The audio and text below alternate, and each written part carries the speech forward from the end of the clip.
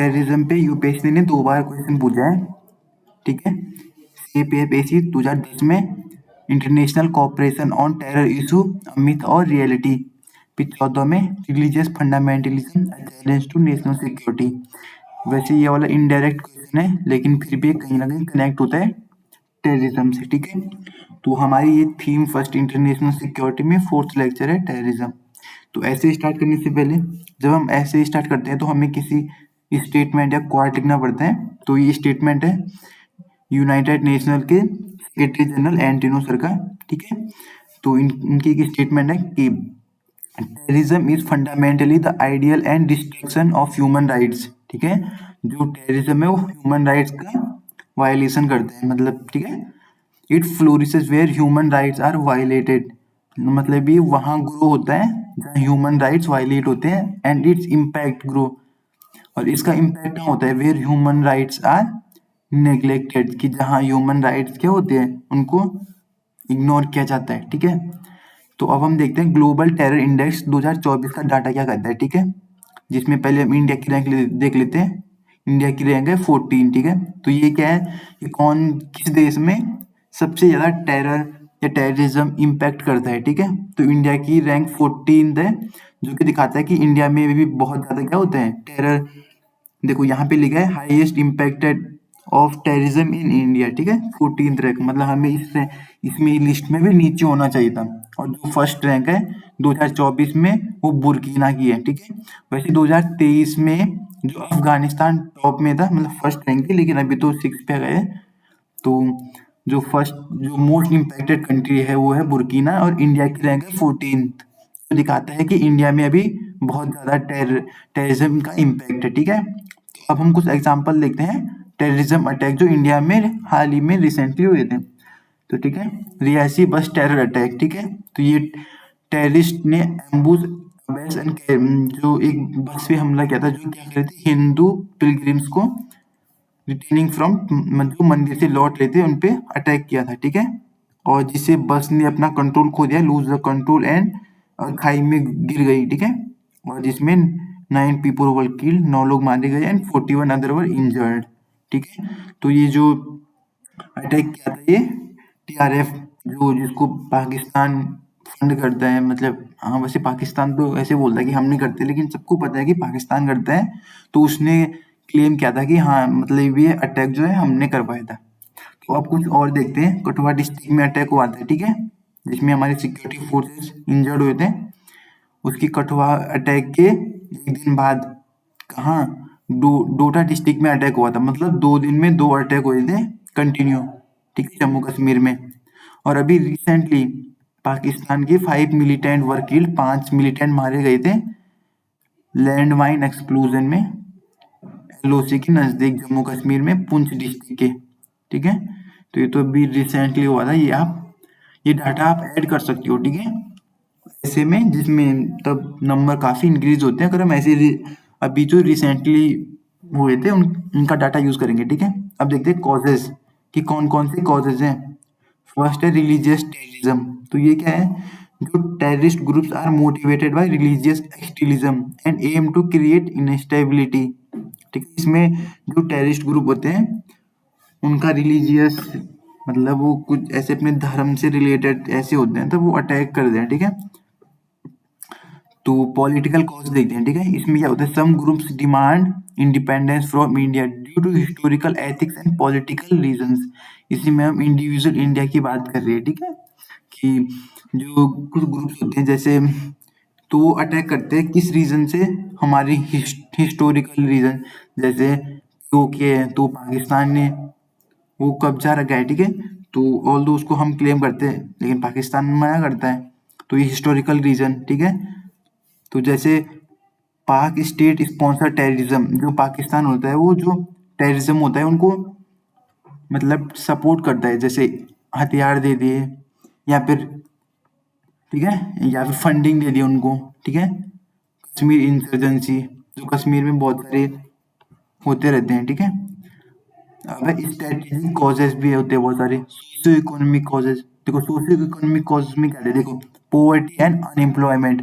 देखो जहाँ poverty and unemployment रहेगा, जहाँ के यूथ और पीपुल गरीब रहेंगे, अनएम्प्लॉयमेंट है, तो उनको जो टेररिज्म जो ग्रुप होता है वो उनको आसानी से उनको उनका ब्रेन वॉश कर सकता है, उनको इन्फ्लुएंस कर सकता है, ठीक है, कुछ अटैक करने के लिए, ठीक है, अपने साथ मिलाने के लिए, ठीक है। तो रीजन है सोशल, अगर कहाँ इक्वलिटी है नहीं है, लोगों में डिस्क्रिमिनेशन हो रहा है, तो वहाँ के लोग ऐसे फील करते हैं कि भाई हम तो इनके जैसे नहीं, हम तो अलग है, ठीक है। तो उन लोगों में वो फीलिंग आती है, तो इसलिए ये भी एक रीजन है। अब देखो लोन वुल्फ अटैक, ठीक है, तो देखो carried out an individual without direct support from any terrorism organization. These attacks are often self-radicalized through online propaganda and social media. देखो इसमें ऐसे होता है बेसिकली कि एक व्यक्ति, ठीक है, वो हमला करता है जो विदाउट, हाँ, without direct support from any terrorism, और वो किसी डायरेक्ट किसी ऑर्गेनाइजेशन किसी टेररिस्ट से जुड़ा नहीं होता है, ठीक है, बल्कि उसका ये, या तो हम ऐसे कह सकते हैं कि उसका जो है क्या, ब्रेन वॉश हुआ होता है कहीं ऑनलाइन सोशल मीडिया से, ठीक है। तो वो हमला करता है, मतलब खुद अपने टारगेट्स बनाता है, हमला करता है, ठीक है। तो वो अकेला काम करता है, ठीक है। और मतलब ऐसे लोग जो या क्यों करते हैं, या तो उनकी दुश्मनी हो सकती है, ठीक है, या फिर कुछ और रीजन हो सकते हैं, ठीक है। और ऐसे जो लोन वुल्फ अटैक होते हैं उनको ट्रैक करना मुश्किल होता है थोड़ा, ठीक है, क्योंकि देखो वो तो अकेला बंदा है, तो मतलब टेररिस्ट, सॉरी, तो उसको ट्रैक करना थोड़ा मुश्किल होता है। जैसे लोन वुल्फ अटैक, इसके एग्जांपल मतलब ले सकते हैं कैसे, जैसे बम विस्फोट कर लिया, गोलीबारी कर ली, चाकू से किसी को मार दिया, एक गाड़ी से किसी को कुचल दिया, तो ऐसे जो होते हैं वो लोन वुल्फ अटैक में आते हैं, ठीक है। अब हम देखते हैं इम्पैक्ट ऑफ टेररिज्म कि कौन कौन से प्रभाव पड़ते हैं जो आतंकवाद से, ठीक है। तो फर्स्ट है थ्रेटन टू नेशनल सिक्योरिटी, वहाँ की नेशनल सिक्योरिटी के लिए खतरा, ठीक है। तो जो कुछ जो अटैक करेगा कोई भी टेररिज्म, ठीक है, वहाँ की जो शांति है उसको खत्म करेगा, ठीक है, वहाँ की सुरक्षा के लिए खतरा है, इनोसेंट लोगों को मारते हैं, वहाँ की इकोनॉमी लूज हो जाती है, ठीक है। तो अभी देखते हैं, देखो जैसे ताइवान ने अफगानिस्तान पे, तो उसको टेक ओवर किया था 2021 में, तो वहाँ की गवर्नमेंट्स को जो गिर गई थी और वहाँ तालिबानियों ने कब्जा कर लिया था, तो वहाँ की नेशनल सिक्योरिटी के लिए खतरा। 9/11 अटैक हुआ था जो यूएसए में, ठीक है, तो उसके बाद जो यूएसए ने लॉन्च किया था वॉर अगेंस्ट द टेरर, जो आतंकवाद होता है उनके खिलाफ वॉर कर ली थी, ठीक है। तो इसमें और क्या इम्पैक्ट होते हैं, लॉसेस ऑफ लाइव्स, कि बहुत सारे इनोसेंट लोग मरते हैं, डिस्प्लेसमेंट होता है, लोगों में डर और ट्रोमा बैठता है, ठीक है, डिस्ट्रॉय प्रॉपर्टी वहाँ, और लीडिंग, और वहाँ की इकोनॉमी खत्म हो जाती है, ठीक है। तो ये सब इम्पैक्ट्स है। देखो 9/11 अटैक हुआ था यूएसए में, जिसमें 3,000 से ज़्यादा लोग मरे थे। 11 अटैक हुआ था जो मुंबई में, जिसमें 170 से ज़्यादा लोग मरे थे, ठीक है। तो इनोसेंट लोगों की, तो यही है ना कि इनोसेंट लोग मरते हैं, इकोनॉमी लूज होती है, वहाँ डिस्प्लेसमेंट होता है वहाँ से, ठीक है, लोग एक जगह से, जहाँ ज़्यादा अटैक होते होंगे तो वहाँ से लोग चले जाते हैं छोड़ के अपने घर को, ठीक है। अब देखते हैं political instability and policy change, कहीं टेरर अटैक हुआ है तो हमें बहुत सारी पॉलिसी चेंज करनी पड़ती है, ठीक है। अब चैलेंजेस देखते हैं कि कौन कौन सी चैलेंजेस हैं टेररिज्म में, ठीक है। The role of external state actors, ठीक है, तो इसमें है स्टेट स्पॉन्सरशिप ऑफ टेररिज्म।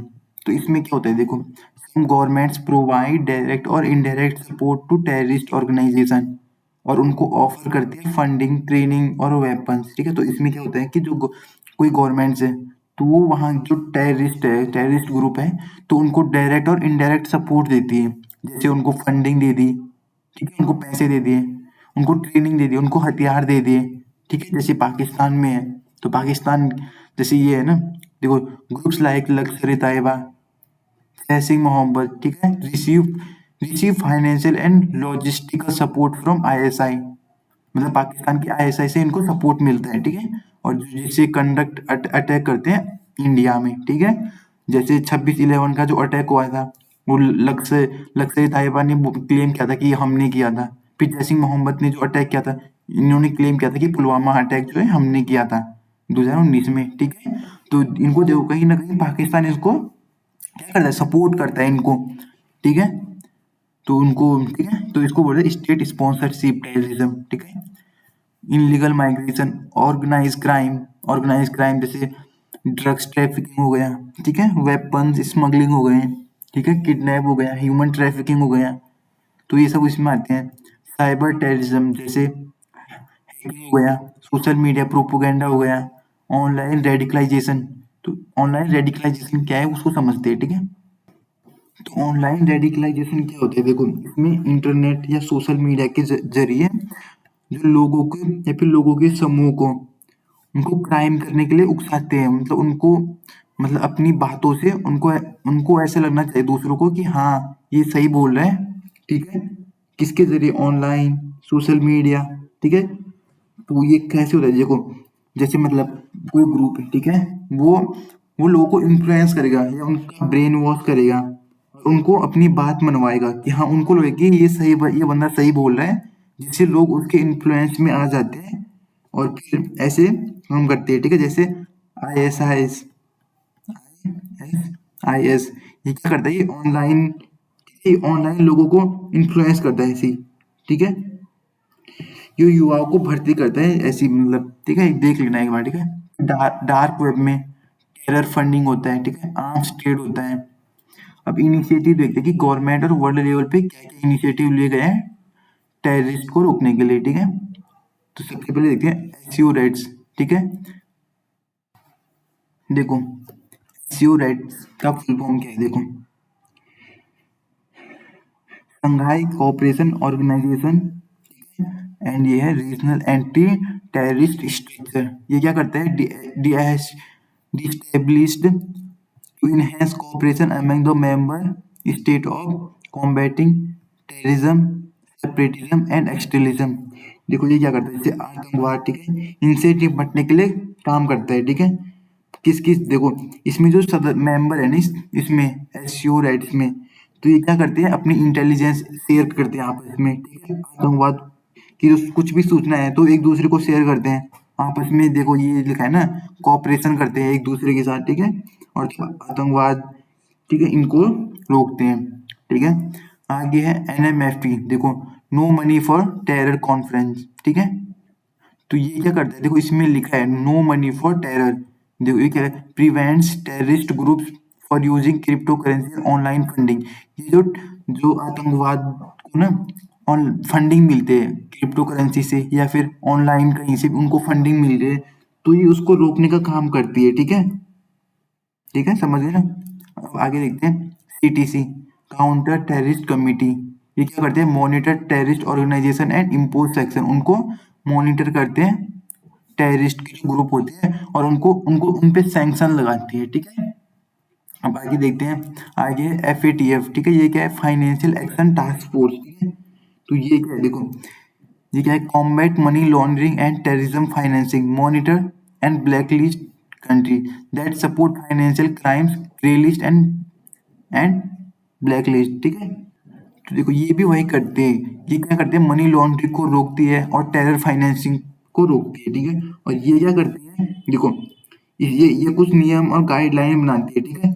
और देखो ये डालते हैं कि जो देश टेरर को फंडिंग कर रहा है या फिर मनी लॉन्ड्रिंग करता है उनको ग्रे लिस्ट में डाल देती है, जैसे पाकिस्तान, ठीक है।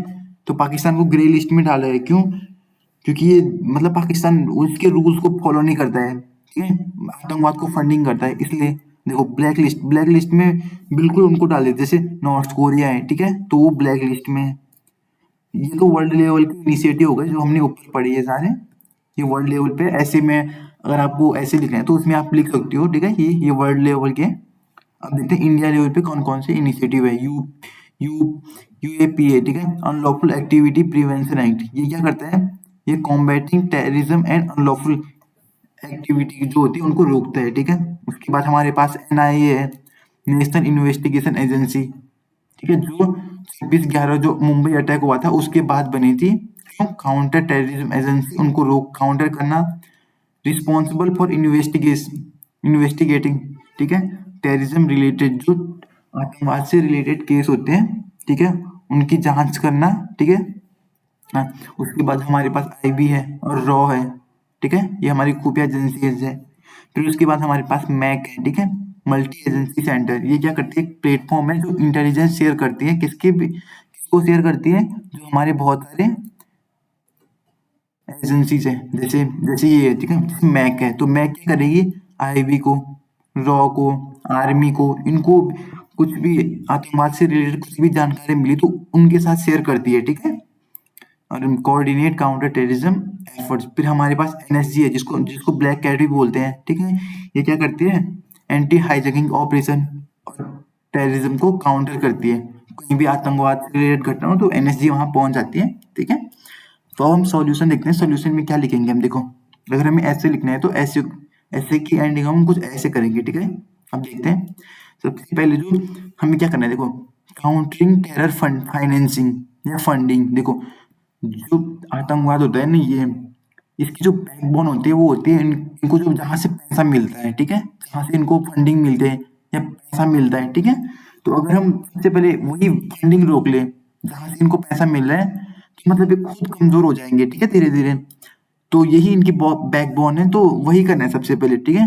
ऐसे में मतलब हम स्टार्ट कर सकते हैं, उनकी जो फाइनेंसिंग फाइनेंसिंग है, जहाँ से उनको पैसा मिल रहा है उसको बंद कर देना है, ठीक है, तो खुद खत्म हो जाएंगे। देखो फिर हम 3C मॉडल यूज कर सकते हैं, 3C मॉडल एग्जाम में इसको लिखेंगे तो हमें हमारे नंबर बूस्ट हो सकते हैं इससे। देखो ये क्या है, ऑपरेशन, कोलेबोरेशन एंड कोऑर्डिनेशन, ठीक है, among the intelligence and investigation agency, जैसे आईबी, रॉ, ये बताया था ना मैंने, मैक, आर्मी, ये आपस में अगर कोऑपरेशन, कोलेबोरेशन एंड कोऑर्डिनेशन करें, ठीक है, इससे हम उसको टेररिज्म को कम कर सकते हैं। जीरो टॉलरेंस पॉलिसी होनी चाहिए, साइबर सिक्योरिटी एंड टेक्नोलॉजी का यूज होना चाहिए, जैसे AI, big data intelligence, surveillance and digital monitoring, और एंटी साइबर टेररिज्म लॉ बना सकते हैं हम, ठीक है। और क्या कर सकते हैं, देखो स्ट्रेंथिंग सिक्योरिटी मेजर, ठीक है, जैसे इंटेलिजेंस शेयर कर सकते हैं हम सबके बीच, एडवांस सर्विलेंस यूज कर सकते हैं, जैसे ड्रोन का यूज, ठीक है, बॉर्डर एरिया पे, ठीक है, ऑनलाइन मैपिंग का, फिर ग्लोबल अलायंस, देखो जैसे क्वाड, इनके साथ, ठीक है, अच्छे रिलेशन, ज्वाइंट मिलिट्री एक्सरसाइज करनी चाहिए और देशों के साथ, ठीक है, टेरर को रोकने के लिए।